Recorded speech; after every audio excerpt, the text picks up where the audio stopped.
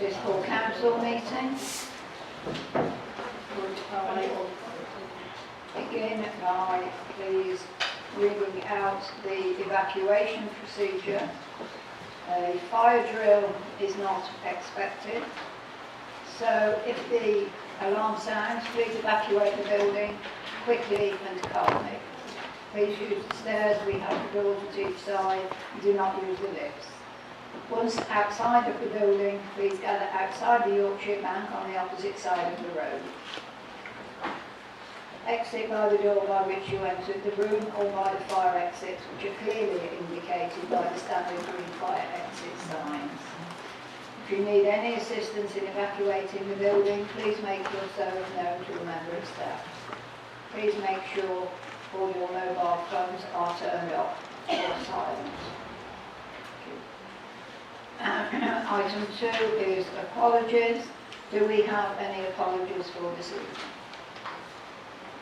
We have none. Item 3, filming. All members are requested to turn on their microphones before speaking, to speak clearly into the microphone in front of them, and remember to turn it off when they have finished speaking. A microphone will be provided for members of the public to use who have notified that they wish to speak. Moving on to item 4, minutes, to confirm the following minutes. A, annual council, but you will need to note there is an error on page 9, as the deputy leader is Councillor Phillips rather than Councillor Lloyd.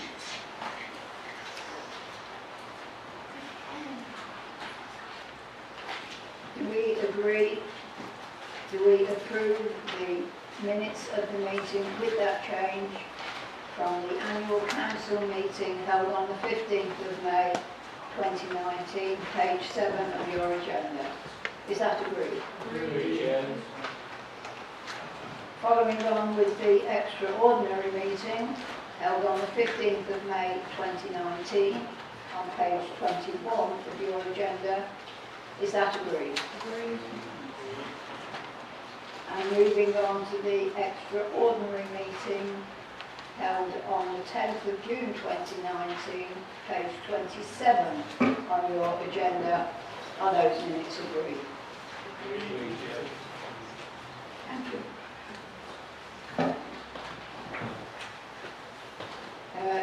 Declarations of interest, all these declarations of interest are within the documents that you have. Councillor. Can I declare under other personal interest that as of Thursday I've been appointed Treasurer of the League of Conservatives. Sorry, Wendy. Do we have any further declarations of interest?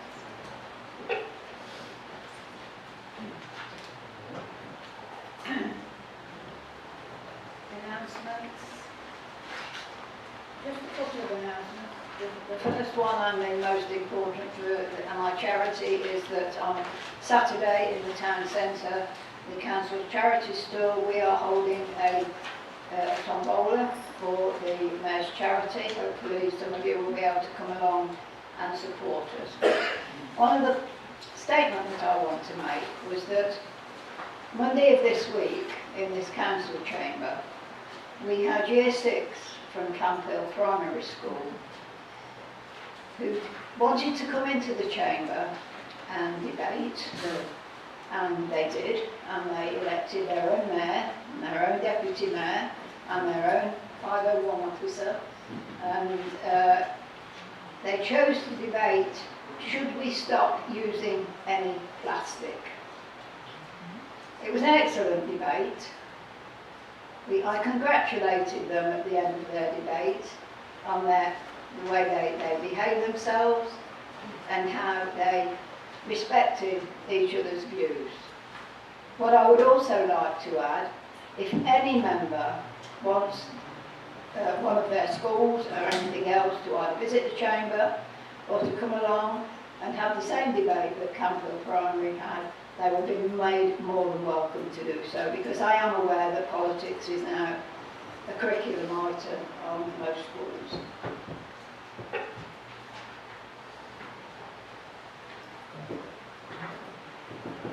Councillor Evans, sorry. Thank you, Madam Mayor. With your permission, can I please make a statement to Council?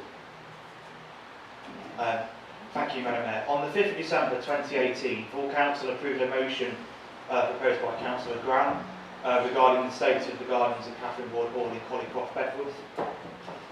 The motion requested that the then Deputy Leader of the Council request officers... Councillor Evans, I'm not sure that anything that you're discussing is anything to do with tonight's meeting. I really would rather prefer to get on with the agenda, if you don't mind. A question that you can ask of officers outside of the meeting. Thank you. Okay, we move to Councillor Jackson, sorry. Thank you, Madam Mayor. I hope it's working. I have pressed it a couple of times. This is announcements which I believe are made by the Mayor or relevant Cabinet members. I would like to announce that we were very privileged as a council to receive an award on Friday of last week from the Federation of Small Business in regard to our procurement services, with specific reference to grounds maintenance procurement and Go Fresh, I think it is, or Go Grow, our agenda. I think that is a tremendous achievement, and I'm sure that every single member of the council would like to congratulate all members who helped us, all officers rather, who helped us secure that award. It is by the Mayor's mace. If anybody wishes to see it afterwards, it will obviously reside in the Mayor's parlour. Thank you, Madam Mayor. There are no, we'll move on to public participation. The first question, the statement is from Mrs. M. Concord. Thank you, Madam Mayor. In recent years, there have been many missed opportunities for sustainable walking and cycling routes connecting new developments in the borough. Examples include the loss of a bridge over the canal between Camp Hill Phase 4 and Vernon's Lane, Vermont Road, and the loss of the proposed bridge across the Weddington Road for the Weddington Trail as part of the Myra expansion. We now have the potential situation of development, both employment and residential, proposed on either side of the Coventry Canal to the north of Gypsy Lane, which depend on a walking and cycling route over the turnover bridge, with neither the borough or county council seemingly willing or able to facilitate the necessary agreements. Will the portfolio holder for planning work with officers from both the borough and county councils before the applications get to the Planning Applications Committee to ensure that this critical infrastructure does get delivered and we don't end up with people having to walk and cycle down the dangerous Gypsy Lane? Thank you. Thank you. Madam Mayor, thank you for the question. That my answer? No. As you are aware, at the present moment in time, we're dealing with planning applications for the residential developments at Gypsy Lane and employment land at Falklands Farm, both of which will be reported to the Planning Applications Committee shortly. The policies for both sites include trying to secure a footpath and a cycleway, which would be greatly needed, link between the two developments over the canal and further links to Bermuda Station and beyond. Unfortunately, the turnover bridge is not owned by either of the landowners who have submitted the applications, and so they cannot deliver the crossing themselves. The bridge is owned by the Canal and River Trust. The Planning Committee will be asked to consider how best to secure contributions from the developers towards the provision of the footpath cycleway should they be minded to approve the applications. Officers will be working to ensure that once this payment has been made, the footpath cycleway will be implemented. It is the clear intention that the link will be provided. Thank you, Mayor. We have a further question from Miss Harmony Hunt. To Julie Jackson, my name is Harmony Hunt and I'm 9 years old. There are thousands of houses that are going to be built in my area alone, but hopefully this speech will help change your mind. So let's begin. So first of all, school traffic will be more dangerous. School traffic is bad enough already, but with more cars and people it will be worse. Plus, all the schools are full in this area. So where are all the children of these new houses going to be educated? Doctor surgeries already struggle with the number of patients needing appointments. How are they going to cope with thousands more people to care for? Roads are already at capacity. It's going to be practically impossible to get anywhere at peak times. Following on from that, the air will be more toxic from carbon emissions produced by all the new cars in the area. This is also not going to help the global climate change crisis we are currently in. In our borough, our NO2 levels, that's nitrogen dioxide for anyone who doesn't know, are already too high. Houses and cars will not help the situation, but at the moment the greenbelt is helping. Instead of houses, let's plant some trees and help improve our borough's air quality. Don't use the greenbelt, use the brownfield sites that are already there, ready and waiting to be developed. Also, with new people moving into the area, will there be enough jobs for everyone? There is an abundance of wildlife in my area. Badgers, birds, foxes, bats, and my mum even witnessed a deer crossing the road. Where are these animals meant to live if you destroy their homes? Put it this way, would you like it if an alien came down from outer space and destroyed your home and told you to get out? Because that's exactly what you're doing to the wildlife. As a child myself, I love to explore the countryside and see what nature has to offer. If you build all these houses, how long before you cover the rest of the greenbelt? Then where are children like me meant to explore and learn? Families move to this area to be surrounded by nature. They don't want to see it all gone. My name's Harmony Hunt. I'm 9 years old. If I know this is wrong, so should you. Protect our future. Thank you for listening. Please reconsider building these houses.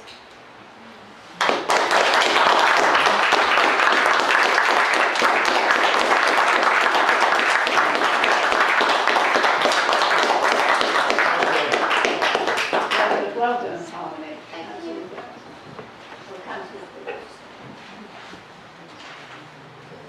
Yes, thank you very much, Harmony, and well done.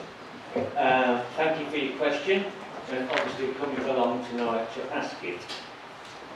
With regards to school and traffic, there is a provision in the local plan for 5 new primary schools, of which the first in Weddington will open this September, although only to a few pupils.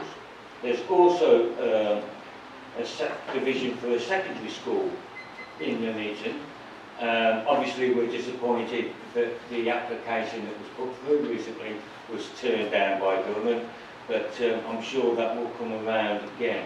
For the smaller developments of homes, the contribution is required, right, to expand some of the existing schools.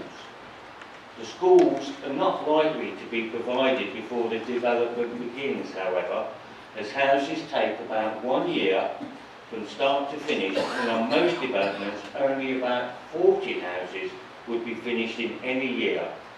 So it would be some time before children on any sort of new homes would need a new school. Where homes are given planning permission and new school places are required, the people that build the homes have to pay over money to the county council towards building these new schools or extending schools that are already in place. So in regards to school traffic, the aim of this home building programme that we've got is to encourage parents to use alternative methods of delivering pupils to those schools. And as has been mentioned before, this is going to be done by ensuring that our footpaths, cycleways within the home developments to link to the existing and new schools. Once again, Harmony, the companies that build these homes will have to pay money towards doctors' surgeries where they are required to, or again, to expand doctors' surgeries that are already there. I'm sorry, I should be talking to you, Madam Mayor. Alongside the borough plan is a delivery plan which sets out which roads need to be improved to cope with the new homes that are being built. And again, these costs have to be borne by the companies that build the homes. We do not form, I don't know where you're from, Harmony, but we are working with Coventry on reducing pollution in our area. Our plan also includes new employment sites for jobs, while some greenbelt land will be used for development. There are still many areas of the borough which are still remain in the greenbelt. I think we will still have about 46 to 50% greenbelt area within the borough. Planning homes for people and employment land for people is a balance, Harmony, between providing houses to meet the needs of the area and protecting, as you quite rightly said, countryside, and the way this council has undertaken this balance in producing our plan has been independently assessed by a government inspector. It has been found to be the right way to go. It has been found sort of sound, or in other words, okay. And it was adopted on June the 10th. A timetable for the review of the plan will shortly be published, and at any time, send me an email, if you want to get involved, Extinct Rebellion, brilliant. Thank you very much. Thank you, Councillor Phillips. Okay, we move on to item 8, which is special emergency decisions, which currently we have none. We are aware that a decision is pending, which was published after this agenda was printed. So therefore, it cannot be discussed tonight, but the issue is going to Cabinet next week and to the full council meeting in September.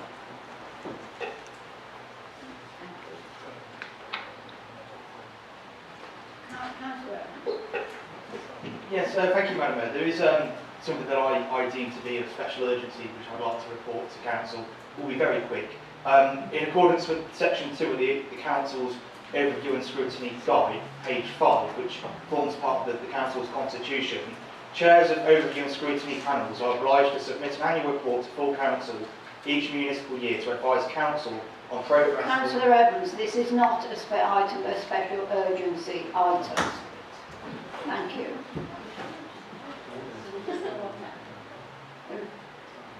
Councillor Truman. Thank you, Madam Mayor. I was indicating throughout Section 6, Item 6 about announcements, and I just wanted to speak on the announcement that Councillor Jackson made in relation to the awards that the Council has received. I'm sorry, Councillor Truman, this is not an item of a special urgency decision. No, but I did indicate previously, and you just didn't, I think the officer may have seen me, but you didn't. I waited until after the public had spoken. Councillor Truman, I have no intention of allowing anything to be discussed under this item other than any special emergency decisions that have been taken. Would you sit down? Thank you, Madam Mayor. Would you oblige me by telling me when you will take my point? Councillor Truman, would you sit down? Sorry, Madam Mayor, I didn't hear that. When will you take my point? Councillor Tromans, would you sit down, please? We were not taking your point under this urgency decision, and I can see nowhere on the agenda where you may be able to speak to it. Thank you. Agenda item 9, political balance. Point of order.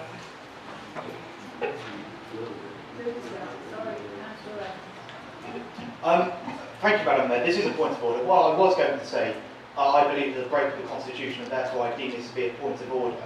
In accordance with Section 2 of the Council's Overview and Scrutiny Guide, page 5, which forms part of the Constitution, chairs of Overview and Scrutiny panels are obliged to submit an annual report to Councillor Evans, has this been the subject of a special urgency decision? Order. Has it or has it not? Point of order that can be raised at any time, Madam Mayor. Excuse me, I'm chairing this meeting. I don't need to be told how to do it. Councillor Evans, I am not taking this issue as a point under special urgency decision. Please sit down. Agenda item 9, political balance. Point of order. It's a break of the Constitution. You have raised a point of order and I've answered it, Councillor Evans. I am not taking You this. didn't let him finish. You didn't let him finish. Just let the poor boy speak. What kind of council is this? Who's Let that? him speak. Me. I make the decisions as to who speaks in this meeting. Well, you're not making them very bad, are you? I'll be 30 seconds. 30 seconds, Councillor Evans, and that's the end of it.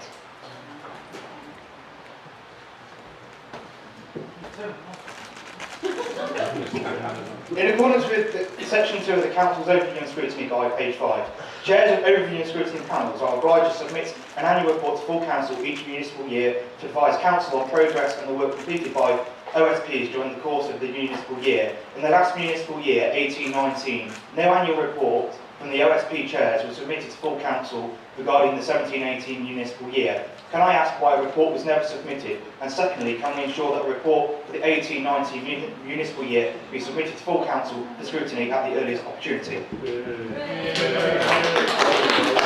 Well, certainly, Councillor Evans, I do not consider that was a point of order, and if you want to ask those questions, then perhaps you should ask officers outside of this meeting. Thank you. Point of order. Moving on to item 9, political balance.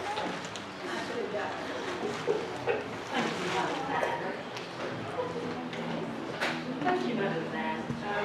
With respect, I'd like to move this report. Members will be aware that on the 19th of June, Councillors Andy and James Sargent decided to form an independent political group on the council and leave the official Conservative group on the council. The 3 group leaders have all agreed with this report in front of you, Madam Mayor, so therefore I have every pleasure in proposing that we agree the recommendations that set out the new composition of the council. Is there a second? Is there a seconder for that proposal? Thank you. Councillor Concord. Thank you very much. Thank you very much, Madam Mayor. I'm disappointed that some of the committees don't have any members on other than Labour or Conservative. Obviously, my actual number of things I've been appointed to is better now I'm on the NABCEL board, but I am disappointed that the local plan committee, which is really important, is still made up of members only of the 2 big parties. So I believe this will be quite confrontational. So I do ask, if we are sticking with that Councillor Phillips will look at getting some independent members, some of our extra people on that panel to try and make it less controversial. Other than that, I'm also on the appeals panel, which I was last year, and had no training for it. So I do think we need to train people if these arrangements are going to be kept. Thank you. Councillor Concord, Councillor. Thank you, Madam Mayor. It's just to follow on from what Councillor Concord said. I do believe that it's not going to be confrontational because planning is actually not political, it's based on facts, so it doesn't matter if they have a Green representative or not on planning, but I'm sure we'll hear all about that later on Twitter. Councillor Jackson, you have the right of reply, you wish to exercise it. Madam Mayor, I think Councillor Condarca makes a valid point about training. If we're going to sit on committees, we need to be trained to do so. So I will ask officers if we can have a bit of training. And I've had the nod from our head of legal that actually that training will be forthcoming. It's a point well made. Training is something we should all undertake. Madam Mayor, I have nothing else to say. I think this does have cross support from all three groups on the council. Thank you, Councillor Jackson. Can we take the vote? All those in favour of the changes to the political balance, please show.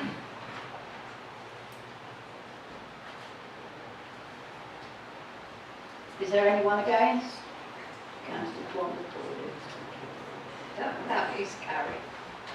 We then move on to item 10 of the agenda, which is the Cabinet. And I would remind members that it is questions only with no preamble. So is there anyone who wishes to... Councillor Jackson.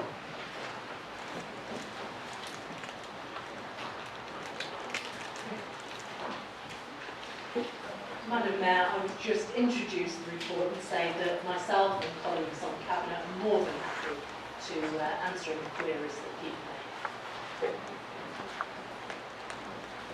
Councillor Evans. It's working now, that's good. Thank you, Madam Mayor. My questions are to the portfolio holder for planning and development. With regards to report 2C1, Statement of Common Ground with the Woodlands Action Group, the Cabinet approved that the Woodlands Action Group be offered the opportunity to agree a factual statement of common ground with the Council. Could I ask the portfolio holder, so that we have it on public record on the cameras, what communication to date the Planning Department have had with the Woodlands Action Group on signing the statement of common ground? My second question, with regards to report 3B1, consideration of the inspector's report on the borough plan, is the portfolio holder in any position to give me any sort of indication as to which landowner on the Woodlands is going to cough up the £4 million needed for the new road infrastructure? My residents keep on asking myself and Councillor Grant this question. I'm being left in the dark. I can't give them an answer. Can you? Thank you, Councillor Evans. Councillor. Yeah, thank you very much. That's when I thought this would come up, so I did check, and we have had no correspondence back, or as far as I was told today, we've had no correspondence back from the Woodlands Action Group. The statement of common ground is still there to be negotiated, to be talked about whenever the Woodlands Action Group and our officers wish to meet, because going forward, there are common grounds. You know, and if we could put that down on paper, we could do so. But at the present moment in time, we have had no word from the Woodlands Action Group. You might know differently, but that's what I've been told today, and that's all I can say. Regarding the landowner and who's going to pay for this, that and the other, I haven't got a clue. I've got as much notice as you. All right, thank you.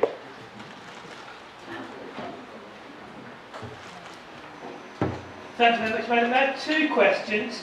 One is on the other items bit on the page 57, which is talking about the knife angel, particularly in relation to the chaos that happened in the meeting on Monday night and the comments from the Mayor of London about the austerity leading to the problems he has in London. Can the Leader of the Council tell us if that knife angel sculpture could be brought to Nuneaton, and also if she agrees with the Mayor of London on the wider issue of the austerity adding to the problems we've got in parts of our borough? Thank you. Thank you, Councillor Condicourt.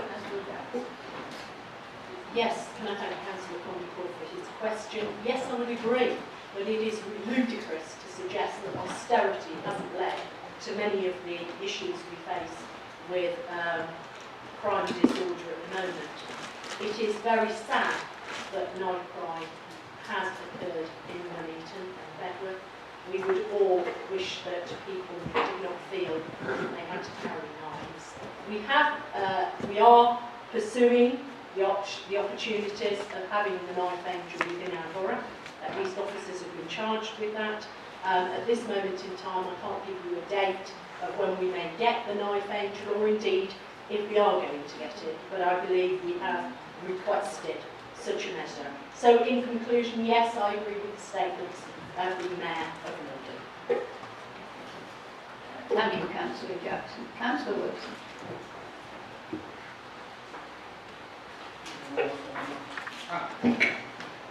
Thank you, Madam Mayor. In relation to agenda item 4A, the General Fund Housing Revenue Account and Capital Programme Outturn 1819, there are a couple of items. The Civic Hall budget in the Cabinet Papers revealed that there was an overspend compared to the approved budget because the controlling group decided that they would go against their own budget recommendation and went to Budget Council in February 18 about the offerings on the cafe. Could the portfolio holder explain why she decided to allow an overspend on this particular budget across the council when it was a budgetary decision which was voted on by this whole council, and if they were going to go against that budgetary decision, it would have been quite right and proper to bring it back to full council to reconsider that decision. That is democratic oversight. And also, continuing with the Civic Hall, the bar takings are down, surprise, surprise, when you put up the price of drinks by 5p, and the bar takings have gone down, and that is killing the goose that lays the golden egg at the Civic Hall, because that's one of the few areas which makes a profit. So will the portfolio holder undertake to review that decision to look at how we can maximise bar takings on that front, and perhaps even include allowing people to, heaven forbid, use a credit card payment machine instead of having to pay cash, which would actually help generate revenue and see throughput at the bar a lot quicker. Thank you. Thank you, Councillor.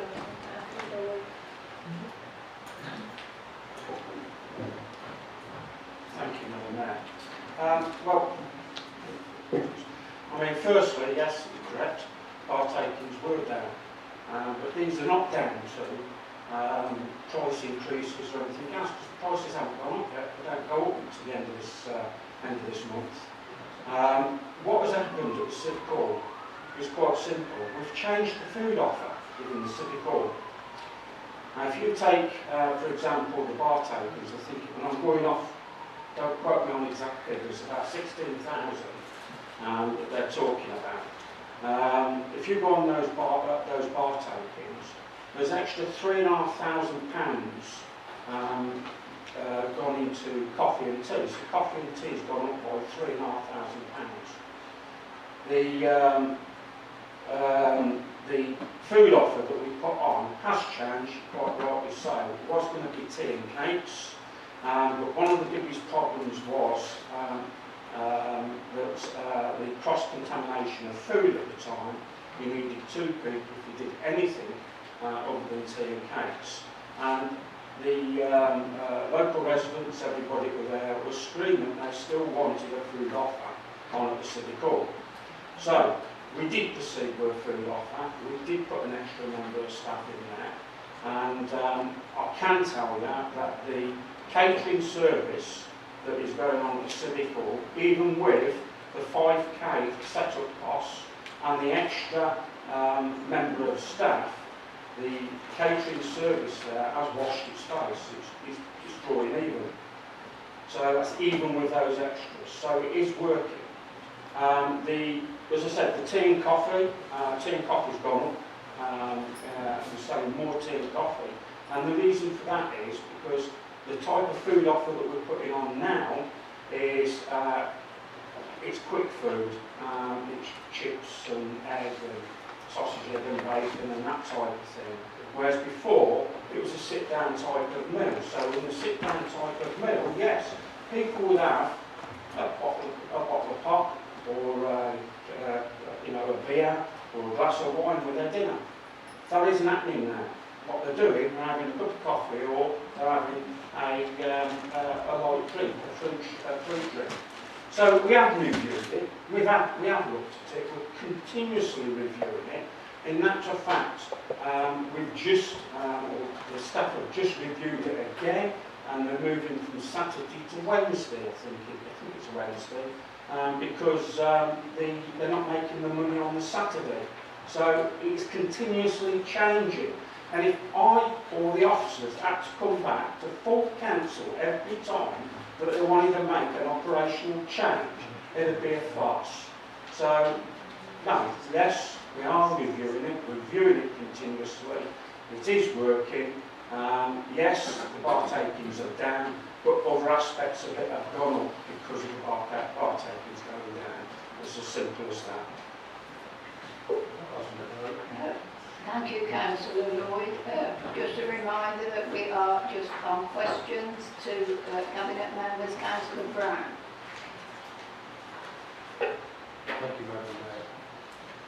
Thank you, Madam Mayor. My question follows on item 4A from the point that Councillor Wilson made. We note this overspend at the Civic Hall, and Councillor Wilson quite rightly asked why we don't allow payments by card at the bar. Before joining this council last year, I was a trustee at the Abbey Theatre in Nuneaton. It's a small volunteer-run theatre. They allow you to purchase tickets for future shows, buy drinks. Councillor Brown, can you get to your question? I'm coming to the question, Madam Mayor. My question is, Only ask the question, Councillor. my question is, why don't we allow credit card payments to be made over the bar, and why don't we allow the bar to be open after shows like other theatres, which is a revenue-generating item for them? Thank you. Councillor Lloyd. Madam Mayor, as I said, the review. Madam Mayor, as I said, we are continuously reviewing what happens at the Civic Hall on a weekly, monthly, yearly, quarterly. We're reviewing all the time.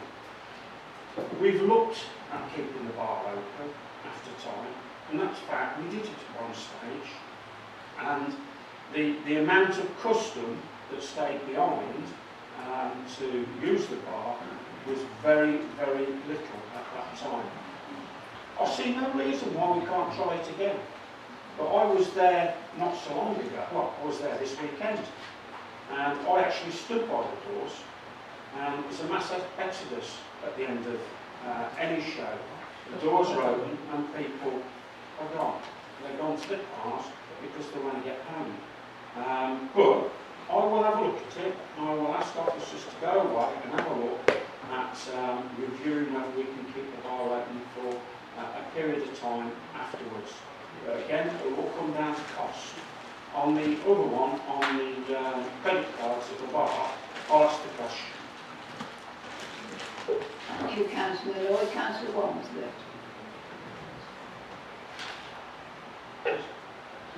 Thank you, Madam Mayor. My question relates to 3AI, the NABSCOP item, which adds into the portfolio holder, Councillor Watkins. As Councillor Watkins will be aware, the same item that was approved at Cabinet came to Overgreen Scrutiny Panel. If I remember correctly, it was one that he was chairing, and we actually had no officer to present the report, or rather complex, detailed and full of a lot of technical jargon. Can I ask Cabinet member if he'll go away and look at ensuring that in future we have support from officers for those kind of particularly very heavy and technical reports? Thank you. Thank you, Councillor Walmsley. Councillor Watkins. Yeah, thank you for the question. Yeah, you're right, I was chairing it, and as I said at the time, we've just lost officers that left. But you're right, we did meet an officer there, a director, and we'll make sure that happens in future. But as I did say at scrutiny as well, it's the same, pretty much the same things we've been adopting for the past 9 years anyways for NABSCOP.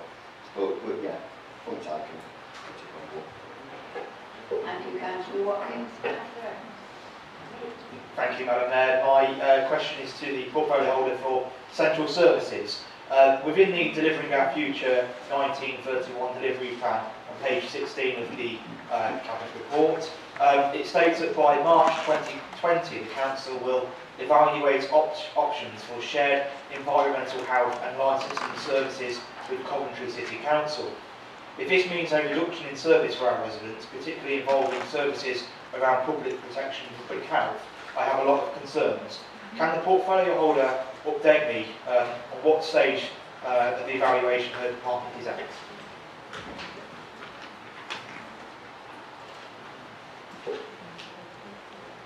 Councillor Phillips.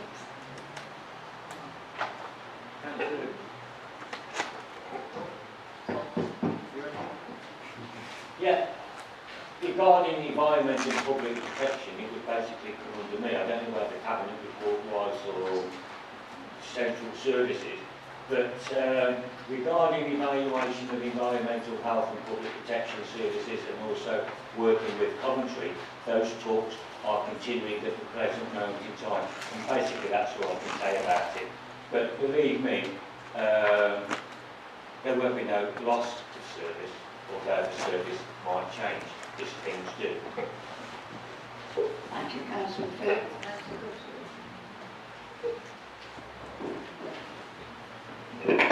Thank you, Madam Mayor. My question is to Cabinet. I'll research, get it right.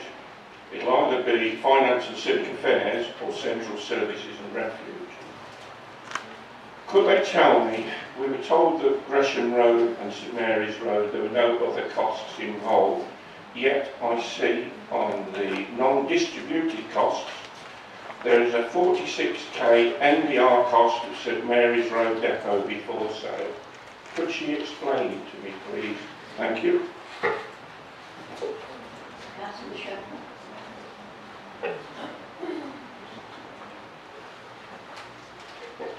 Thank you for question, Councillor Dutcher. I will ensure you get a written answer to make sure it's in those. Thank you. Thank you, Councillor Shepherd. Councillor Trones. I have two more papers after Councillor Trones. I then intend to go back for the right of reply. Councillor Trones. Thank you, Madam Mayor. I've got a few questions. First of all, just a very brief one, finishing off on item 4. First thing Councillor Wilson was asking, and I think the point didn't really get understood.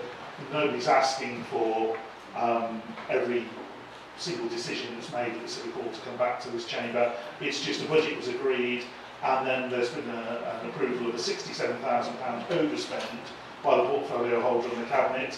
It would have been proper for that to have been referred back to the Council, I think. And the portfolio holder or leader might want to explain why that didn't happen. Moving on to section 3AI, the NABSCOT report.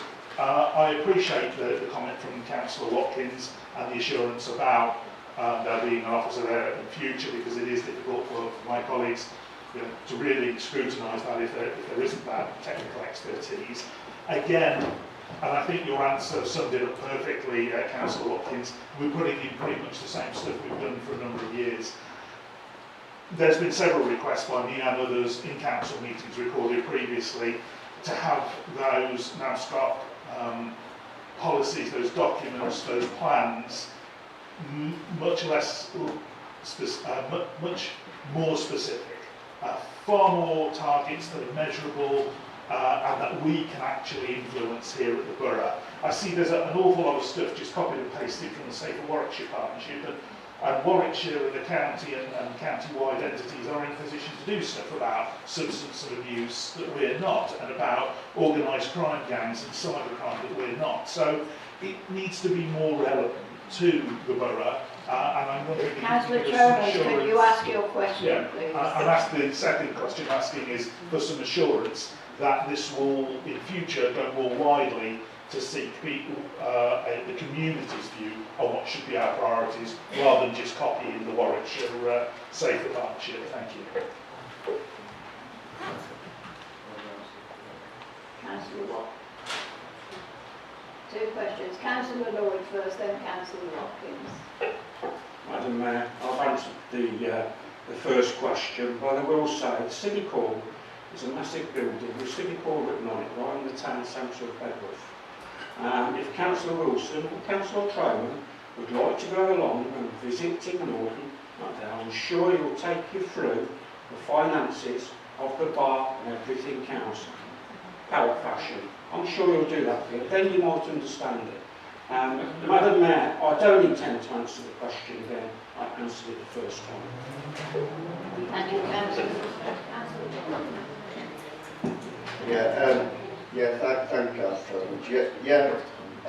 But as I say, with the NASCAR, they are relevant to the borough. It's just that we do need to make it a little bit clearer. So that'll be done. That's not a problem. Thank you, Councillor Watkins. I now have Councillor Condicott and then Councillor Evans will be the finals. Thank you very much, Madam Mayor. On the bottom of page 59, which is the Westminster Combined Authority item E, it mentions the climate change emergency, which is getting up the political ladder, and that the Westminster Combined Authority not only took a decision on it, but is having another report on it on the 29th of July. Will the Cabinet member, either Lee or Neil Phillips, tell me what the Borough Council's doing in terms of declaring our climate change emergency, and if he's willing to work and get cross-party support for some sort of motion made at the September meeting, so that this borough can actually join in with what the Westminster Combined Authority is doing, Warwickshire's doing, everyone else is doing, in actually raising this emergency up the agenda. I know people like Brent have done a lot about climate change in the past, and I'd love this borough to actually have something that's actually a really good cross-party vote on the climate change emergency, so we actually then put some action in as well. Thank you. Thank you, Councillor Condicott. Councillor. There's no doubt about it, Madam Mayor, that climate change is here, from my personal point of view, and I think possibly this group over this side actually knows climate change is a major issue. Personally, in my cabinet position, I will be at the West Midlands and myself this Friday, or next Friday, but I am more than happy for people, or councillors, like-minded councillors, to look at what this council can do and what type of motion we can put forward and where we can exert pressure on other organisations, be it the county, the police, whatever, to do, because it is a very important issue. Thank you, Councillor Phillips. Final speaker, Councillor. Thank you, Madam Mayor. My final two questions, I promise. I do apologise, I put it towards Councillor Shepherd. I thought you was in charge of licensing, I do apologise. I've got two questions to the leader in her capacity as portfolio holder for finance. With regards to the combined authority, the authority has recently launched an initiative called the Mayor's Community Fund. The combined authority gives out grants to charities that bring communities together during the weekends. However, the fund is only available to constituent members of the authority. Considering we send £25,000 a year to the combined authority, will the leader consider raising at the next board meeting the possibility of extending this grant to charities within non-constituent authorities? And my second question to the leader is with regards to the General Fund HRA and Capital Programme Outturn 18-19. It states in the report that in the last financial year, the Civic Hall went £67,000 over its budget. It seems that this is now happening every financial year. The Civic Hall is clearly an important asset to our residents and to Bedworth as a town. As such, we need to ensure that we get best value for money for taxpayers. Therefore, can I ask the leader to consider asking Linda Downs, the Council's Internal Audit and Governance Manager, to conduct an investigation into why the Civic Hall continues to overspend on its budget each year?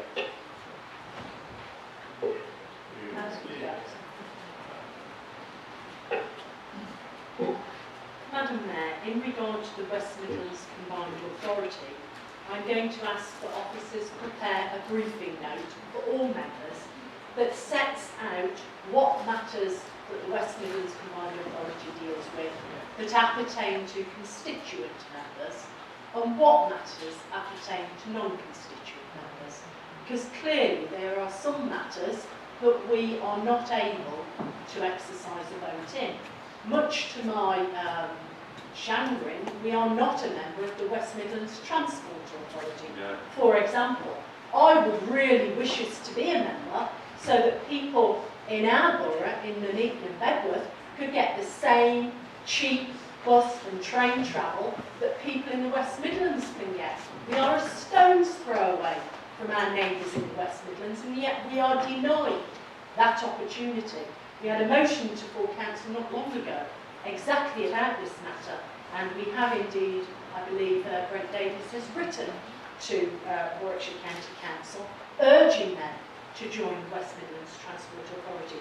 So in order to clarify these matters, I will ask if officers can send out a briefing note explaining in very simple terms what matters are those where non-constituent members can benefit and what matters aren't. In regard to the General Fund and HRA, there have been several answers given by Councillor Lloyd in regard to the Civic Hall tonight, and I'm not going to add further to those answers. Thank you. Point of order. Your point, who was that? Councillor Evans. Yes, this is a point of order. This is a point of order, Madam Mayor.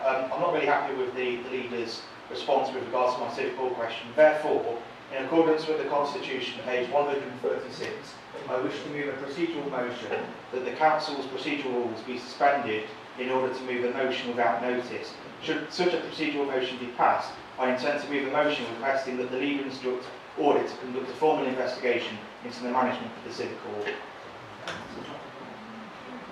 I'm sorry, Councillor Evans, that was not a point of order. You are actually asking for a procedural motion. No, you were not to have, excuse me, that is not a point of order. And I have no intention of taking it as one. Thank you.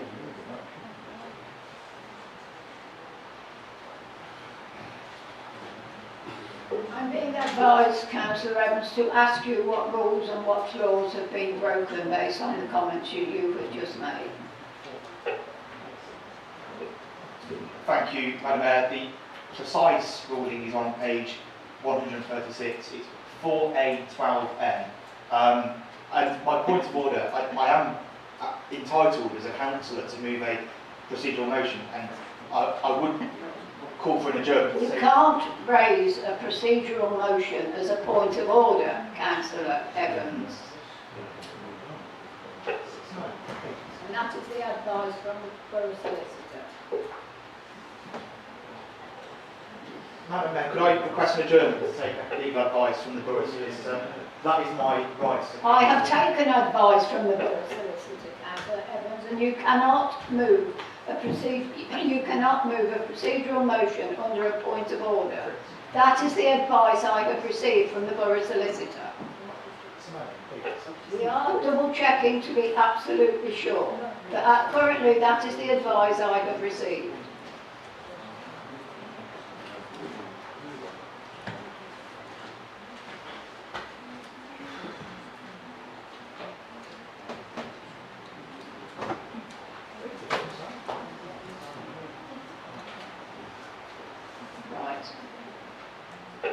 Says on the points of order on page 6 of your agenda, a third point down, a point of order may only relate to an alleged breach of these council rules and of procedure or the law.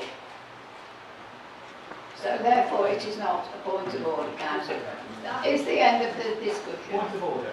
Point of order, Madam Mayor. Councillor Wilson. Unfortunately, the equipment from the council's not failing yet. Well, could I ask then? I did hit the button numerous times. According to an email that I had, if it will come up, from the Borough Solicitor when I investigated this before, and I quote, Mr. Richardson said, this is about suspending standing orders. Suspension can only be for the duration of the meeting. On the assumption that half of the councillors are present, you can raise a point of order and move suspension of CPR 11. If approved, then you are at liberty to move your motion. Now, if you are getting different advice to what I am, Madam Mayor, which hasn't been the first time whoever is sitting in the chair, then this isn't fair on the members of the opposition. This is meant to be a democracy, not a tin pot dictatorship like Zimbabwe.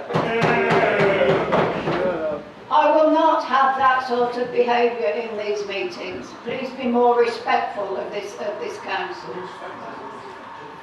And respect the rules of the Constitution. Point of order. No. Right, I am now being advised that we are going to adjourn for 5 minutes. I would wish the leaders of the Labour groups to join me in the parlour. Thank you.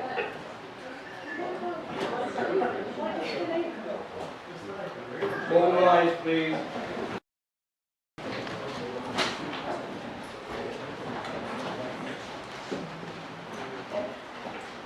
Right, as you are well aware, we have had an elongated discussion relating to this item. There may be issues arising out of what has happened here in the chamber this evening, but we have an agreement that they will be dealt with after this meeting. But my decision relating to the wish for a proposal to be made under a notice of motion is that I will not allow that notice of decision to be made, because it was made solely on the basis of questions to cabinet members. It was not made on any specific decision. Point of order, Madam Mayor. I beg to disagree, but it was made after you closed questions for cabinet. It was made. I have made a decision that we will not be taking that point of order in the manner that Councillor Evans wished to do so. There may be discussions to be held about previous consequences to that, but I am not allowing that point of order, that decision to be made under the point of order based on the fact that it was raised under questions to cabinet. That is my decision. Point of order. I have made my decision, I am not changing it. You can raise as many points of order as you want. I am not changing that decision. And if there is going to be continuous argument about any decision that I have made in this chamber, I will suspend this meeting. Point of order. I was actually going to raise a point of personal explanation, given the fact that I apologise. Given the fact that I read out a quotation from an email that I had received from the head of legal, I believe it is only fair and appropriate, given that I made that in a public record in a matter of on the cameras, that following that discussion, I think it's only fair to also put on record that having read out that quotation, I have subsequently in the adjournment been told that that advice was given incorrectly. And I think that that should be recorded for the public record, given that I read it out before the adjournment. That's my point of personal explanation. I apologise, but thank you, Councillor Wilson. I have no problem with it being made as a public record. Thank you.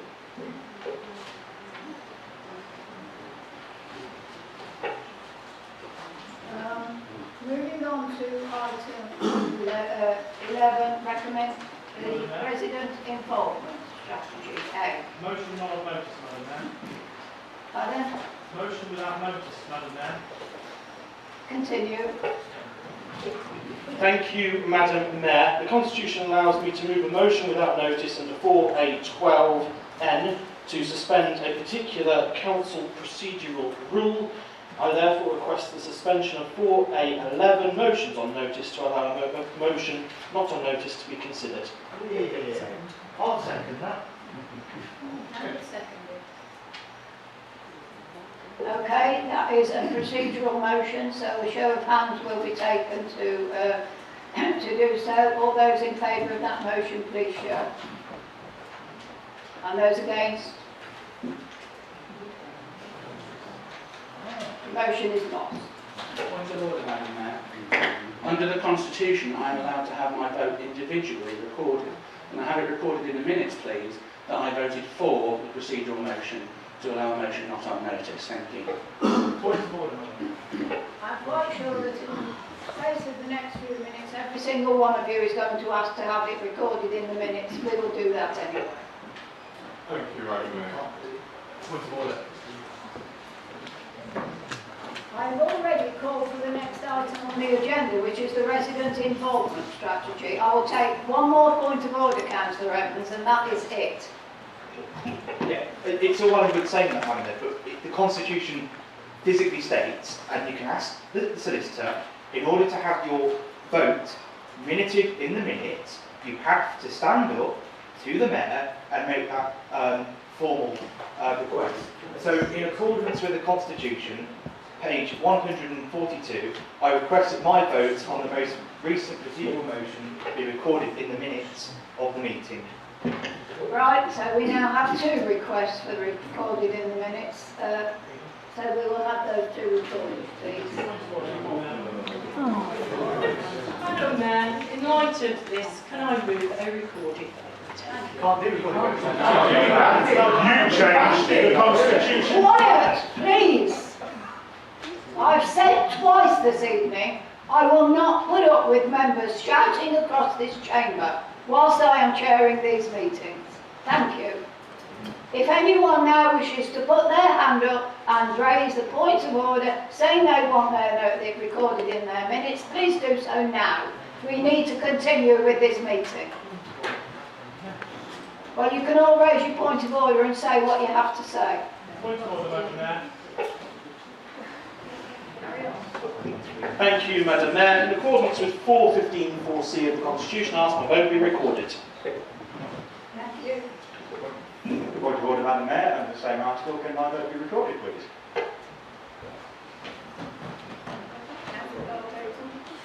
Thank you, Madam Mayor. Under the same point in the Constitution, can you please record my vote? Thank you.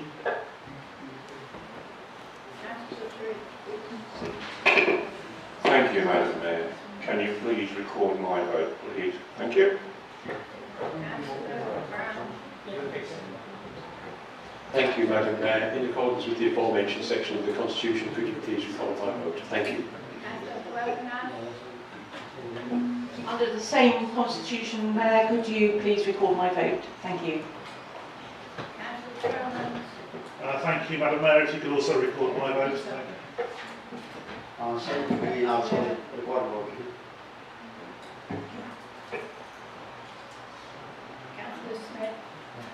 Thank you, Madam Mayor. Under the same Constitution, can you please record mine?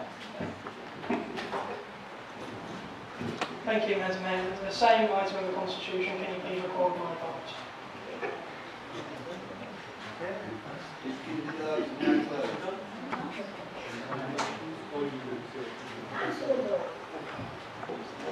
Thank you, Madam Mayor. I'm just saying, thing under the Constitution, can you record my vote, please? I don't want it to be of only once.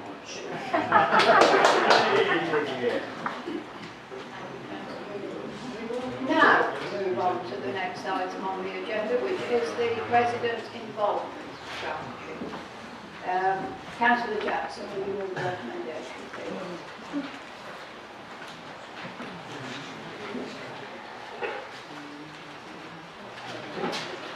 Madam Mayor, I do think we need to get the electrical equipment tested again because, like others in the chamber, I've had to press it several times, so I'll ask Councillor Shepherd if she will look at that. Madam Mayor, on page 61, I believe the residents' involvement strategy report is set out. The recommendations are clearly there. I so move that strategy. I'll second that, Chair.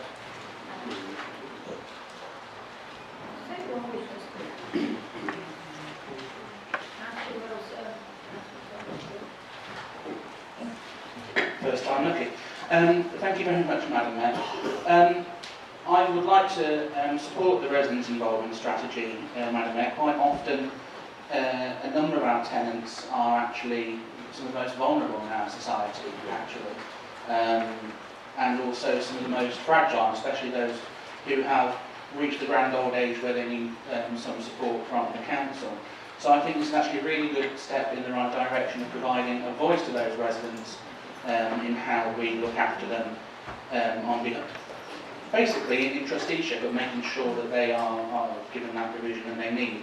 What I would say, Madam Mayor, is that like the managing our future strategy document, what would be good to see as the next step from this is actually, these are all good aims and laudable aims under each of the different themes, but it would be nice to see a more detailed strategy document as to how those will be implemented. Mike recently went to the Cabinet over the Managing Our Future ideals that went forward there, because I think it would be useful to actually have some flesh on the bones of how this residents' involvement strategy will work, so that also the residents can see what they can expect from the council in a bit more detail, and what their rights are, but also what their obligations are, because with rights also come responsibilities, Madam Mayor. And it will be interesting to see exactly how, for example, we go through, particularly on our agenda item, pages 71 and 72, but they're pages 6 and 7 of the actual strategy. They've got the aims, like promote resident involvement in our community. I'm sure everyone in this chamber will support that, but I think what's important to do is say how we're actually going to do that, whether that be through working parties, inviting residents to have little working groups within their complexes, or writing to them, or social media. However, I think that would be useful to have moving forward. But on the whole, I think it's a positive move in the right direction. I hope the portfolio holder and the leader will take those comments as constructive comments moving forward, because even though I think I actually have one of the, possibly the only ward which doesn't have any social housing in Whitestone, I do actually care quite passionately about this, because as other members, I've had family members live in council-owned facilities, and it's important that we give them that voice, which they don't always have. The louder we can shout for them, the better, Madam Mayor, so we will support it on this side. Thank you, Councillor Wilson. Wilsey? Yeah, it's really important, resident involvement. We have 5,000 odd flats and apartments and houses, and they're spread quite widely around the borough. I've got 3 lots in my area: Cleaver Gardens, Ryde Avenue and Carisbrook. And over my 7 years of being a councillor, there's obviously been a large number of issues, and I've taken part in various of these activities, but in particular estate walkabouts, which are really, really valuable in terms of getting grounds maintenance, housing officers, residents executives, whatever they're called this week. They were really useful, but they're going sadly wrong, because we've lost our housing newspaper that went around to residents, so the residents don't know when the walkabouts are happening, and sometimes the councillors don't know when the walkabouts are happening, because the dates are only published on the day of the walkabout, which is incredible. If you want to find out when the state walkabout is, you have to look on the council's website, find a page, find a spreadsheet, have Microsoft Excel, open the spreadsheet, and then you find that the estate walkabout for Carisbrook was on the day the spreadsheet was published, and you find there isn't going to be a estate walkabout for Cleaver Gardens. Maybe there'll be one added later. The whole thing doesn't work at the moment, so I think we need to publish an annual calendar for these estate walkabouts, which the councillors and the residents get a paper copy. They can pin it on their boards, and we can have 4 walkabouts a quarter that are really effective, because the estate walkabouts is where we actually get all the intelligence, where we actually have all the right people together, hopefully. Glendale occasionally used to turn up. We used to have the PCSO turn up, and if the PCSO and Glendale could even turn up once a year to a walkabout, we may pick up a lot of intelligence and greatly improve the lives of our residents. So I'm really keen on this strategy, but it's not working because the walkabouts are a total failure at the moment. When they're unannounced, no one turns up, and even the councillors don't know why. The police don't turn up anymore. Glendale turned up about a year ago once. Yeah, they need to be working better, so I do hope we sort out these problems.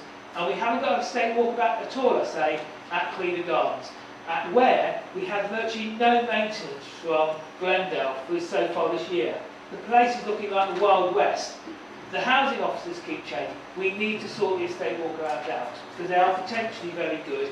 And I'd actually like to compliment our handyman who attend to walkabouts, because a lot of the little jobs, the hinges, the wobbly pavements, do get sorted out in these estate walkabouts, because we have a very useful handyman.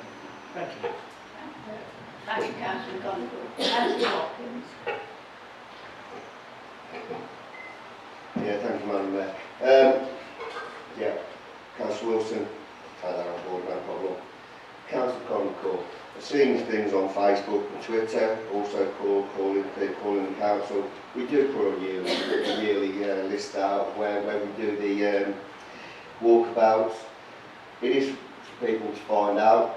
I go on my walkabouts every time, people turn up, people point out faults, things get fixed. You've also gone out on social media, said that there's been nothing done in your area. Again, totally wrong. There's been plenty of things done in your area. In fact, I was in your area this morning, along with some officers. So, once again, misleading the public, and it's not nice, it's not fair to our officers. So, I just wish you'd stop it, really.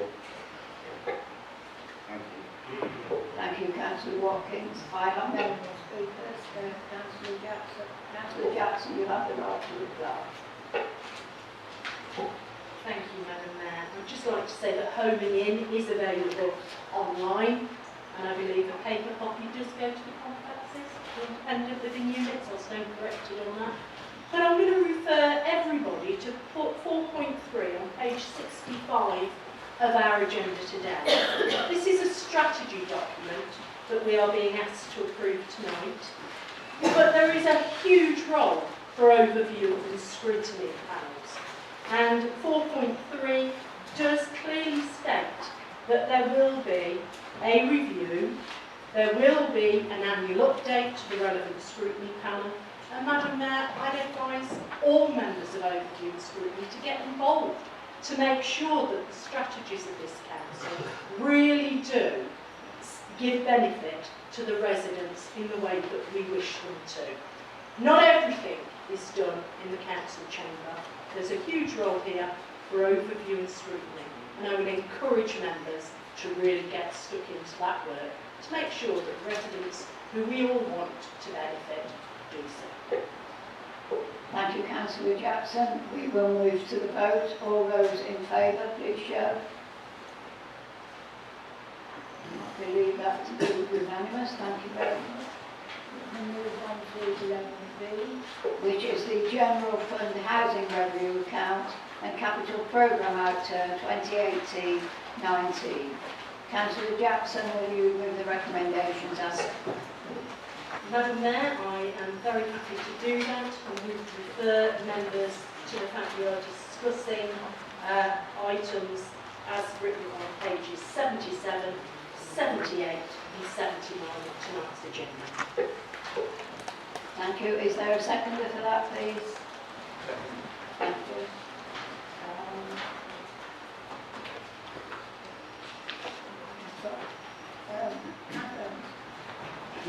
Thank you, Madam Mayor. Obviously, I'll be voting in favour of the report this evening. It's just a simple record about how we spend money, so it's not something we really disagree with.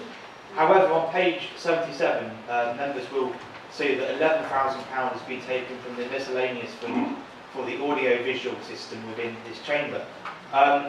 There's clearly a lot of problems with this system. I think my favourite video, because I don't really have a life, so I watch council video meetings on YouTube. But my favourite one was Councillor Troman's, where he stood up and said, "Mr. Mayor, thank you."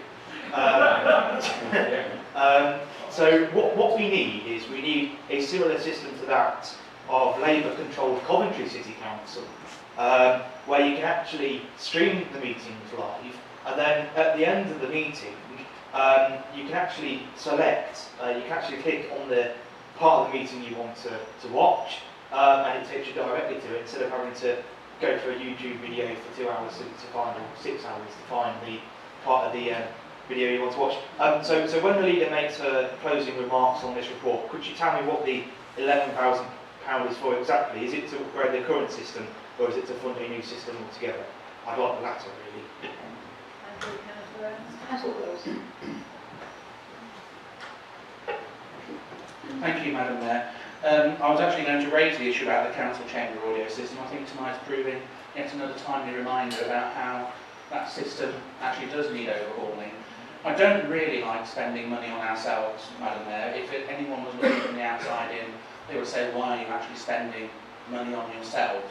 But actually, I think it's really important that members of the public can see what is going on in this chamber. We might have our disagreements and ding-dongs across the chamber, but actually I think residents deserve to see those ding-dongs, whether they agree with us, whether they disagree with us.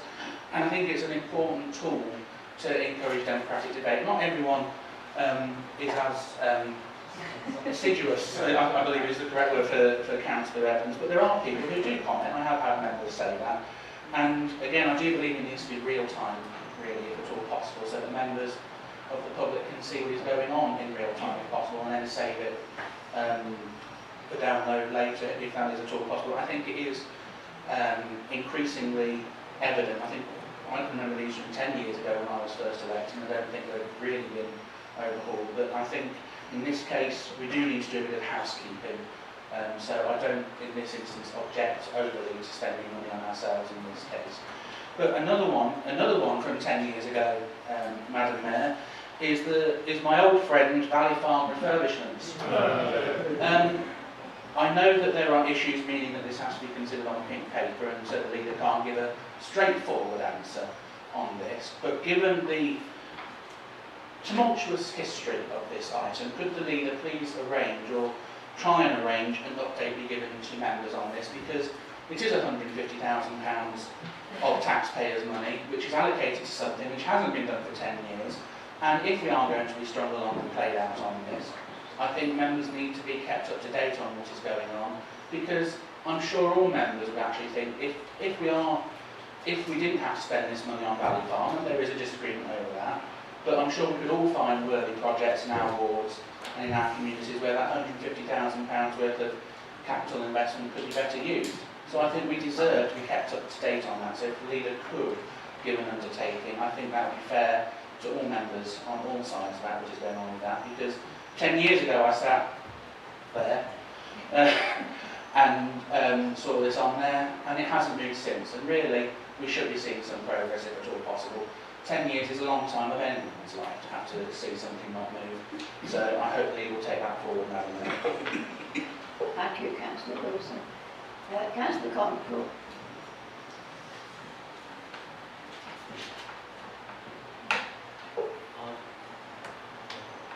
Oh, that was working. Thank you. Yes, these systems seem to be a bit temperamental today.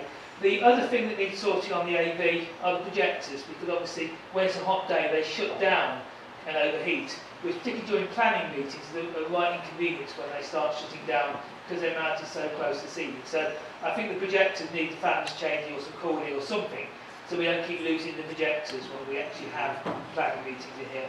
The two things I wanted to raise: the 50,000 for timing equipment at the Pingles, because obviously the Pingles isn't that old in a building, so why are we spending 50,000 now on new timing equipment? I think that has sort of crept in. I don't know where it's come from. I don't think they've been discussed as to whether we can refurbish, but 50,000 is quite a lot when there's people being charged council tax, struggling to pay, all sorts of issues, and then they find 50,000 is going on their Pingles for new clocks. So I'd like to know a bit more about that. Investment properties. It's now up to £3.4 million we're proposing on buying investment properties, some of which will be flats to rent out. We've got badly stung, it looks, on those flats in Attleborough, the vile green ones. And I do think we need to be really careful over what investment properties we are buying to make sure that they are lettable and they will retain their value, particularly because of the market uncertainties. There's a lot of good things on here. I mean, the council has a big capital programme, an awful lot of which is really good. The empty property loans, really good if we get those working. And a lot of the stuff on the housing stuff is really beneficial. You know, we are bringing standards up. The people who have got the new door entry system, the people aren't really like them. The people who haven't got them are moaning when are they going to get them. So there is a lot of good stuff on here, but I do think we also need to be careful on some of the big ticket items. Thank you. Thank you, Councillor Condacole. Thank you, Madam Mayor. My leader, Mr Wilson, has asked my question about Valley Farm. I would be grateful if we could sort this out. It's been dragging on for years and years. I shall be retired soon and we still haven't sorted it out. Also, can I ask about the vehicle and plant replacement on amounts reprofiled from 2018 to 19, the £228,900. I'd like to know what that would be for. Thank you. Thank you, Councillor Guthrie. Councillor Walmsley. Thank you, Madam Mayor. My item relates to page 77, Central Service and Refuge Major Repairs. An item listed for a base budget of £250,000 for the 19-20 financial year.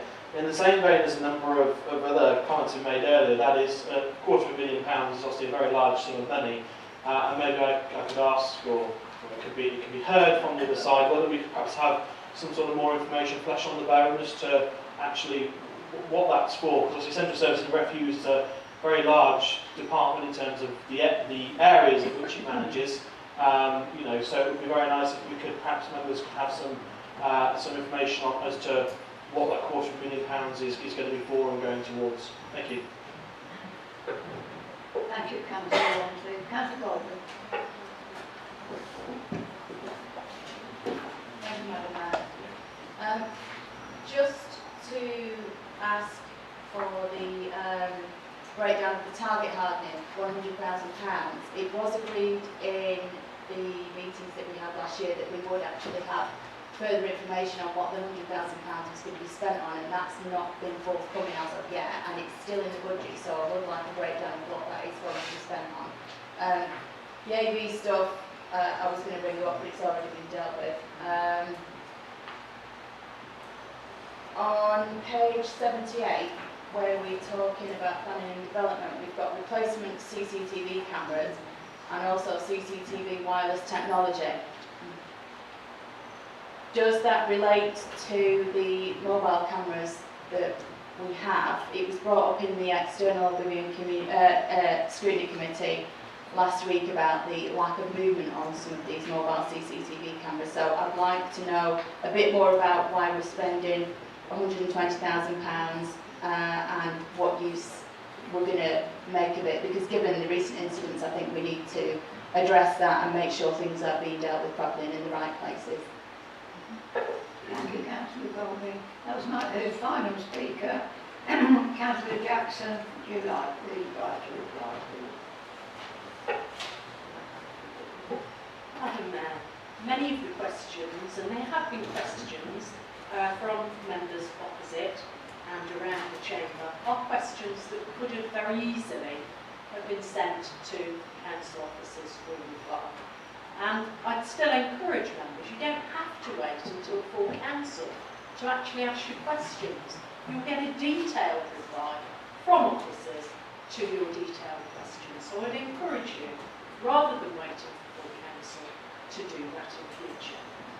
In regard to IT, I think even this evening I'm on board as saying the equipment in the council chamber does need to be looked at, and Councillor Shepherd did nod and say that she was going to look at it. I note that the relevant director is also in our meeting this evening, and it's very important we have something that is fit for purpose. So I'm sure those issues will be taken on board.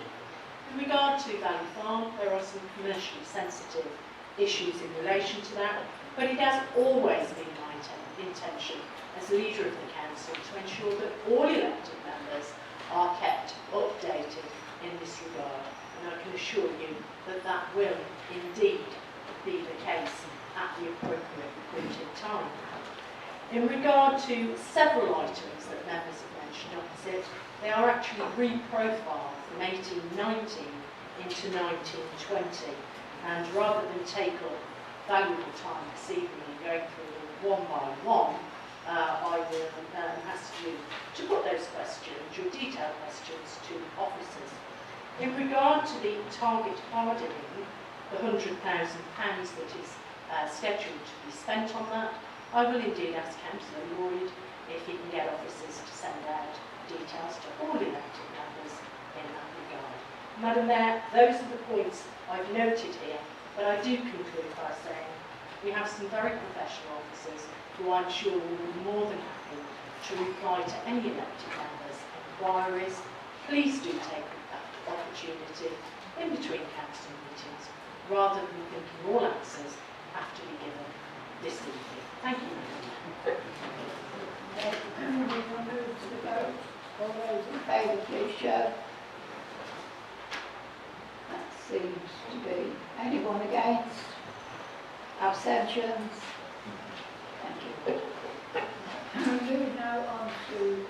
11C, which is the pay policy statement. Councillor Shepherd.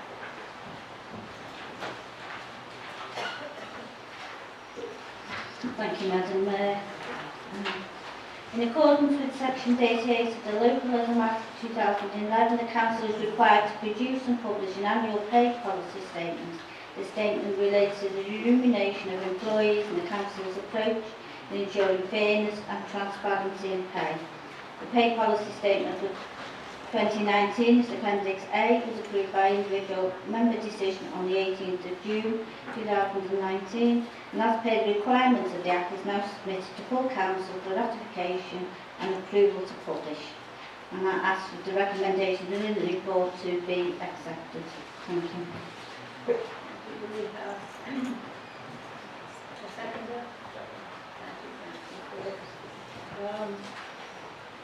Anyone wishes to speak? Councillor Conklin. Oh, this microphone's a lot better, good. Generally the pay levels in Bailiff are far more reasonable than places like the County Council, where I'm getting increasingly concerned that high levels of pay, particularly some of the new posts. So I don't really have too much of a problem with the levels of pay.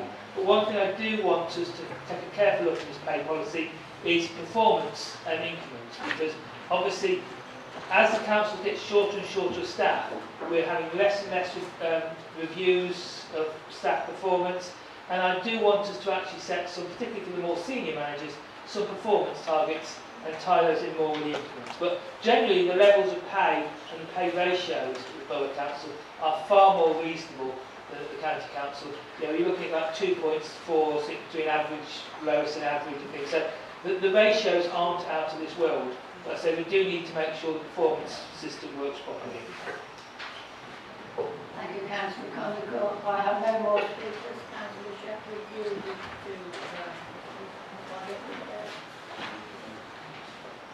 We'll move to the vote, Madam Mayor. Okay, we will move to the vote. All those in favour of the pay policy, please show. I believe that to be unanimous. Thank you. Moving on to 11D, which is the Nuneaton Bedworth Safer Communities Partnerships Plan 2019 to 2022. Councillor Jackson, do you want to move the recommendation? Madam Mayor, I'm very happy to move the recommendations as printed at 2.3. Is there a second, please? Councillor Phillips. Does anyone wish to speak? Councillor Wilson. Thank you, Madam Mayor. I would like to move what I hope will be an amendment which everyone can endorse tonight, and I have copies here.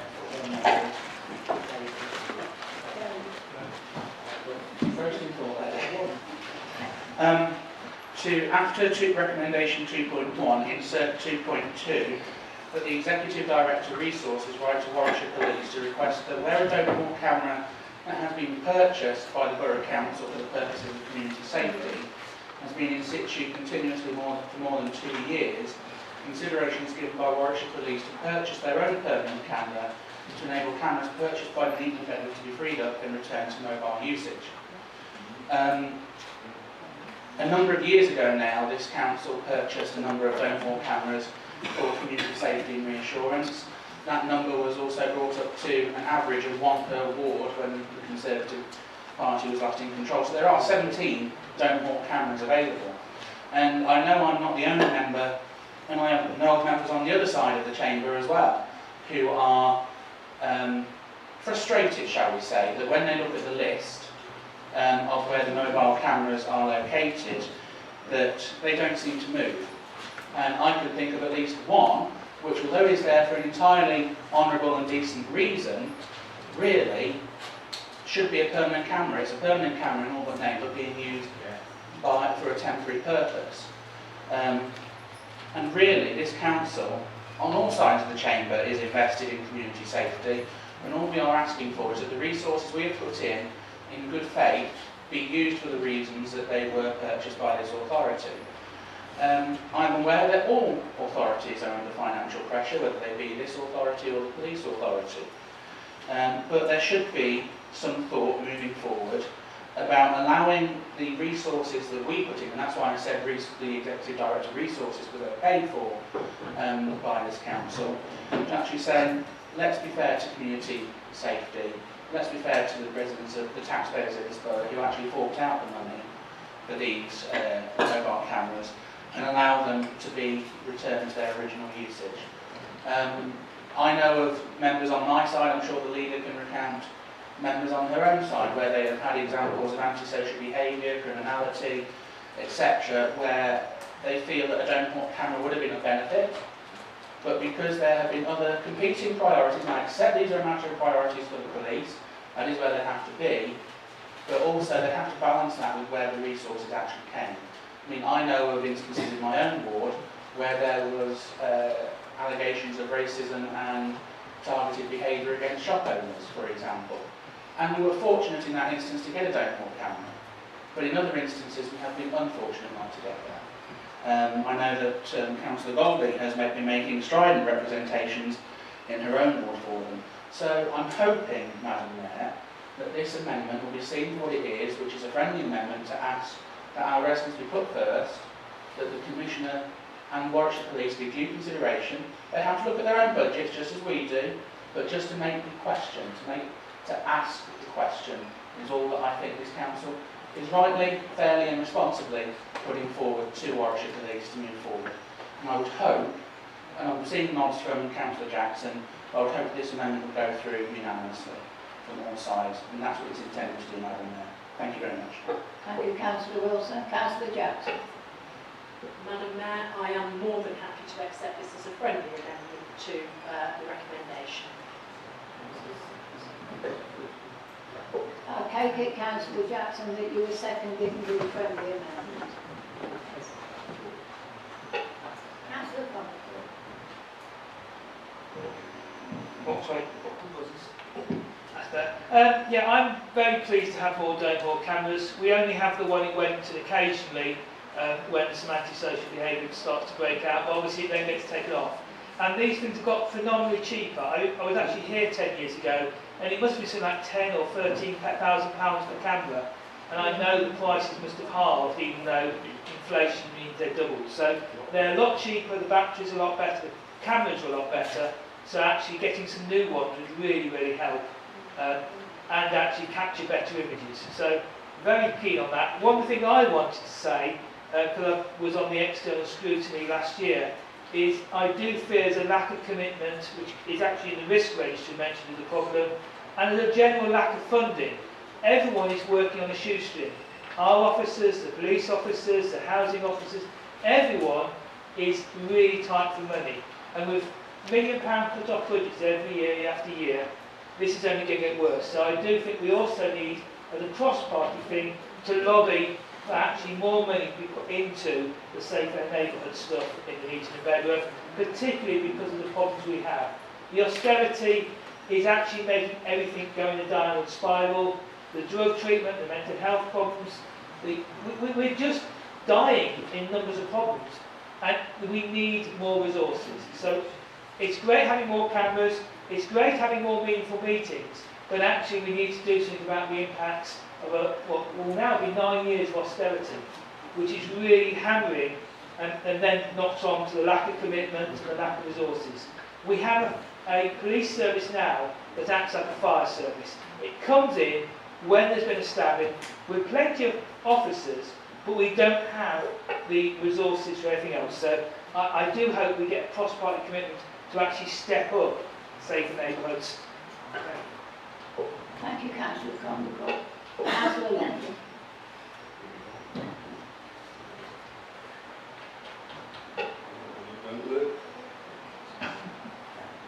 Anyway, it's all very well going for these, understand the sentiments, understand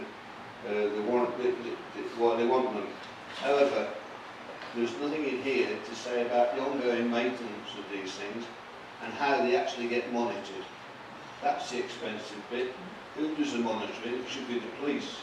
If those fixed cameras are belonging to the police should monitor them. They shouldn't come through here, because we get nothing for that at all. So rather than put a burden on their own staff, if we're going to go down this line, fine, I've got a problem. But the police have to monitor that if they're going to put those cameras in. Thank you, Councillor Longdon. Councillor Jackson, do you wish to? Sorry, I didn't see you there. Thank you, Madam Mayor. Just to clarify, for the record really, that we do actually say that Warwickshire Police pursue their own permanent cameras to free up our mobile ones. So the onus would be on them to monitor and maintain, because it would be part of their estate and not anything that we would need to monitor and maintain. Thank you. Right, so is there anything more you wish to add, Councillor Jackson? Madam Mayor, I think this is one occasion where cross-party support is forthcoming on a very, very important issue. So I'm pleased that when we can, we're more than happy to work collegiately. And I'm sure there will be a unanimous vote for this with the friendly amendment as moved by Councillor Wilson. Thank you, Councillor Jackson. So we are moving to the vote, taking on board the alteration of the friendly amendment that was moved by Councillor Wilson. All those in favour, please show. That is unanimous. Thank you very much. That concludes the business of the council, but we will be moving on to the questions by members. I believe there is adequate time to take the questions by members, but no matter what, I will be finishing the meeting by 9 o'clock. First question is from Councillor who is unfortunately not here at the moment. Question 2 was by Councillor Carl Evans. Thank you, Madam Mayor. Trees are absolutely vital for the local environment. They reduce flooding, they reduce CO2 in the atmosphere, leading to cleaner air, and they provide habitat to wildlife. That is why I'm absolutely delighted that the government recently launched its Urban Tree Challenge Fund, a £10 million pot of money for local councils to apply for towards having more trees in urban environments. Could I ask the portfolio holder if he welcomes the government's announcement and whether the council plans to bid for some of this money?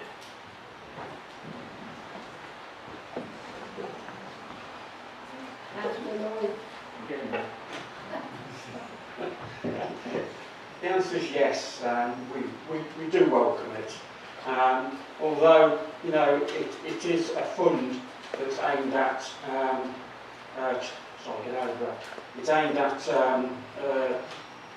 street trees, it's aimed at community groups, it's aimed at community groups that are working on woodlands, etc., etc.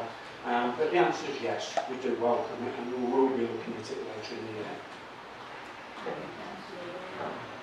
Councillor Brown. Thank you, Madam Mayor. Considering the number of complaints about the...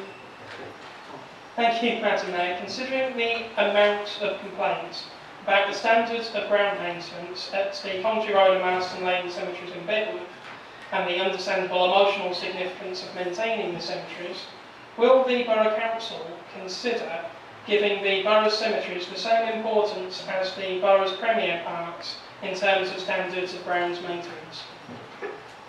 Thank you, Councillor Brown. Councillor Lloyd. Councillor Lloyd, if you're more comfortable sitting down to answer, I'm quite happy.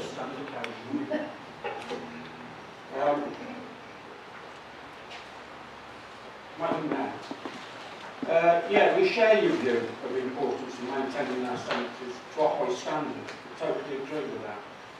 With this in mind, the new grounds maintenance contract that takes place in November of this year will require 16 cuts in those cemeteries.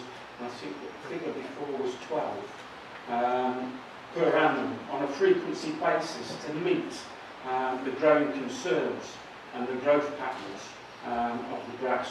But we will, for the first time also, be allowing the use of retardants within the cemeteries to keep the grass back. So we do, want to see our cemeteries spick and span and all up to date with cutting, etc. And I feel that the contract that we've bringing in November will do that. Thank you, Councillor Lloyd. Councillor Brown. Oh, I'm sorry. Would I dare miss Councillor Llewellyn now?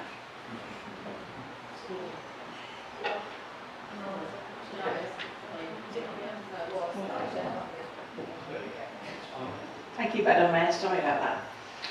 It was stated in a recent report to Cabinet that the council has lost £57,000 in income from car park meters. Could the portfolio holder outline the reasons for this? And will he consider implementing Conservative group policy of charging £1 for 3 hours parking in our town centre in order to boost our local economy? Thank you. Thank you, Councillor Llewellyn. Councillor Lloyd. Thank you very much, Madam Mayor. Firstly, Madam Mayor, you can't lose something you haven't got. You know, we were 3% down on forecast income on ticketing, but also that also equates to 97%, or being 97% on target of your budget. Now, surely even the party opposite would think that that was a fair return on the budget, 97% target. Madam Mayor, 2 years ago we started providing free car parking from 6 p.m, 7 days a week, and a £1 flat fee on Sundays. I'm sure that the residents who visit the Civic Hall and Abbey Theatre to go into town in the evening welcome that move, although it reduced income. We also have season permits whereby you can park for £1 a day, introduced to help employees who work in the town and other residents who spend a lot of time in the town. We also made, in the last 2 years, 2 car parks free. Reduces our income.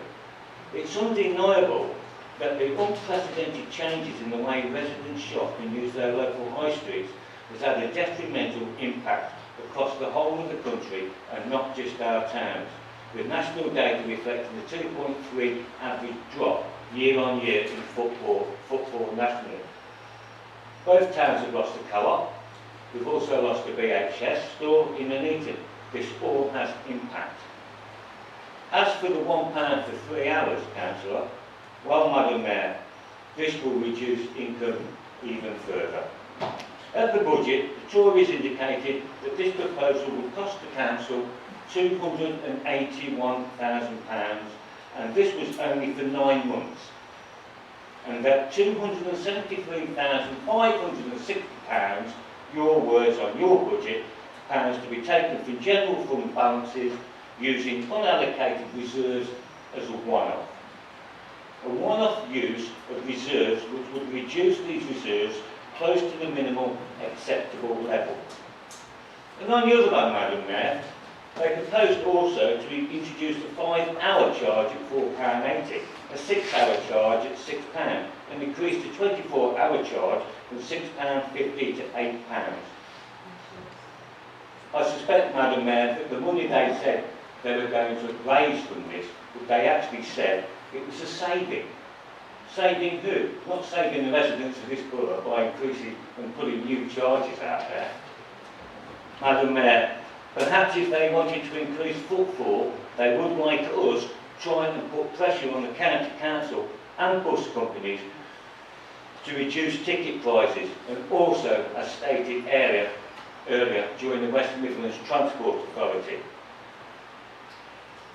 Bus prices are more expensive than a £1 an hour. Right? £1 an hour on a bus wouldn't even get you out of the station. Madam Mayor, this side of the chamber will not take a gamble on their politically motivated, headline-grabbing nonsense. We are not Northampton. We will not let this council go bust. So no, at this current time, I will remind residents of the fact. And Councillor Brown, if you're tweeting this already, are you? Like most tweets you've done tonight. So at this current time, I remind residents of the fact that it was their intention their intention to use £273,560 in their budget proposal of taxpayers' money from reserves to buy votes as a one-off with no idea on how to pay it back. Thank you very much. Thank you, Councillor Phillips. Councillor Brown. Thank you, Madam Mayor. I'll try not to tweet this at the same time I'm talking. Yeah. Don't know what I'm using. Anyway, I've recently received a copy of correspondence sent to the Council from the Secretary of the Bedworth and District Horticultural Council, highlighting concern over the absence of provision for new allotments within any of the Bedworth, Exhall, Ash Green and Kearsley sites earmarked for housing development as part of the newly adopted Borough Plan. Given the commitments in the Borough Plan to improving the health and well-being of residents and the development of allotment provision in the Borough, in particular with reference to the new allotments in policy NE2, will the portfolio holder commit this Council to remedying this omission by requiring that suitable and sufficient land for additional allotment provision is set aside as part of or close to any of the said development sites that do go ahead in Bedworth, Exhall, Ash Green and Kearsley?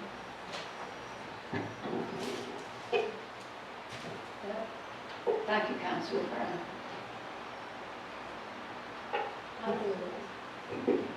Thank you very much, Madam Mayor, and thank you for this question. Yes, we did receive a copy of that letter ourselves, and we will be replying directly back to the Chairman. Madam Mayor, there's 12 strategic sites allocated for residential development in the Borough Local Plan. Of these, 6 are within Nuneaton, and the 2 largest have provision for new allotments as part of the development. 2 sites are within Porkington, one of which has provision for allotments as part of the development of the other 4 sites that are within Bedworth. One of which has provision for allotments as part of the development. As we all know, and as we've all discussed, the local plan has to be based on evidence in relation to allotments. The relevant evidence is the Nuneaton Bedworth allotment strategy that was run from 2012 to 2022. This highlighted that there were a number of areas, totally agree, within the borough deficient in allotment provision, and states those as Galley Common and Bermuda Villages, Whitestone, Kearsley, Hawkesbury and Porkington. This led to the strategy stating that where there was a deficiency, developed of more than 1,000 dwellings would require on-site provision of allotments. Where sites are smaller than this, the contribution in lieu of on-site provision will be sought from the developers.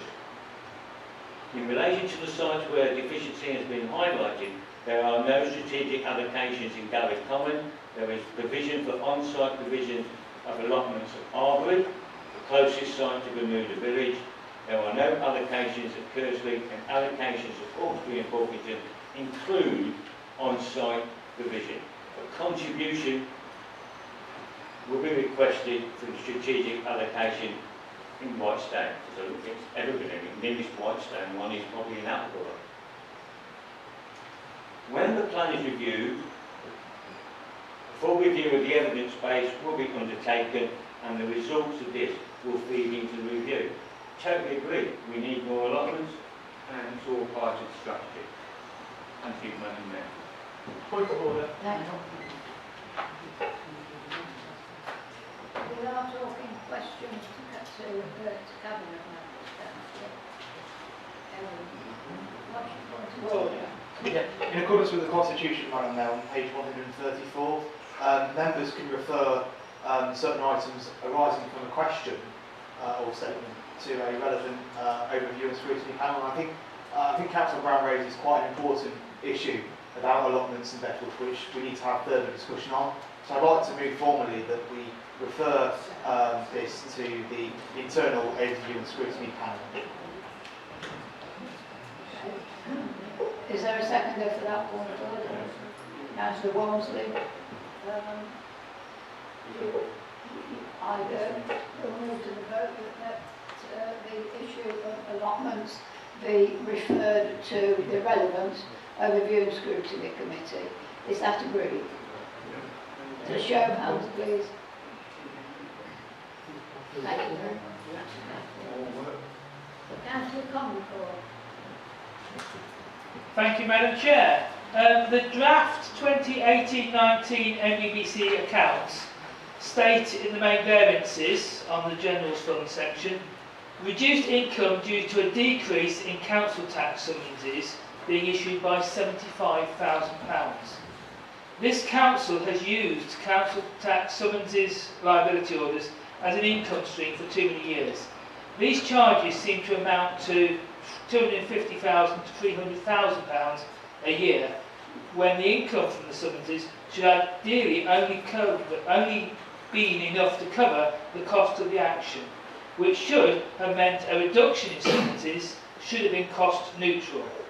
Will the leader take a look at the profits the council has been making from these summonses stroke liability orders, with a view of reducing the number of summonses issued, making better use of the local council tax support scheme, and reviewing the amounts charged to some of the least well-off in the borough, bearing in mind that any help from the local council tax support scheme only costs the Eton and Vale Borough Council 13p in every pound paid out. Thank you.